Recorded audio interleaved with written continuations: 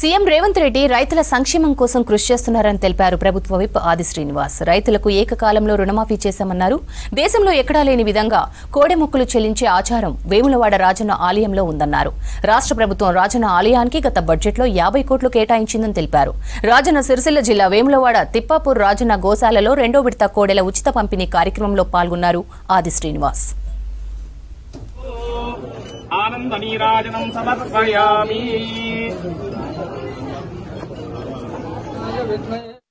రైతులకు అందజేసే కార్యక్రమం 2వ దశ కార్యక్రమం ఈరోజు ప్రారంభం చేస్తూ ఉన్నాం. 3 మాసాల క్రితం మొదటి దశలో సుమారు 1500 మంది రైతులకు కోడలు అందివ్వడం జరిగింది.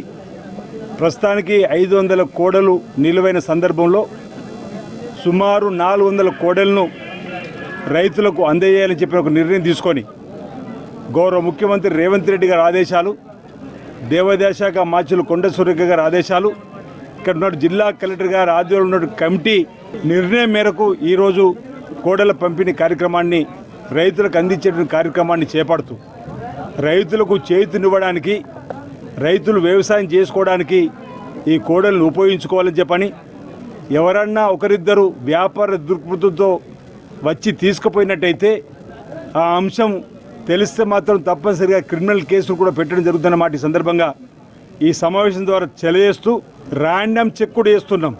ఇదివరకు 1500 కోడలు ఇచ్చినటువంటి ప్రాంతాల్లో కూడా ర్యాండమ్ చెక్ చేస్తూ ఎక్కడ ఏ విధంగా కోడలు నేను చెప్పినమాట మా ఆలయ సిబ్బంది కూడా ఆయా రైతులకు వాట్సాప్లో కూడా ఫోన్ చేస్తూ ఆ కోడళ్ళు ఏ విధంగా ఉన్నాయనేటువంటి కూడా స్వయంగా చూపెట్టమని కూడా వాట్సాప్ ద్వారా కూడా కోడల యొక్క పరిస్థితిని చూడడం జరుగుతుంది.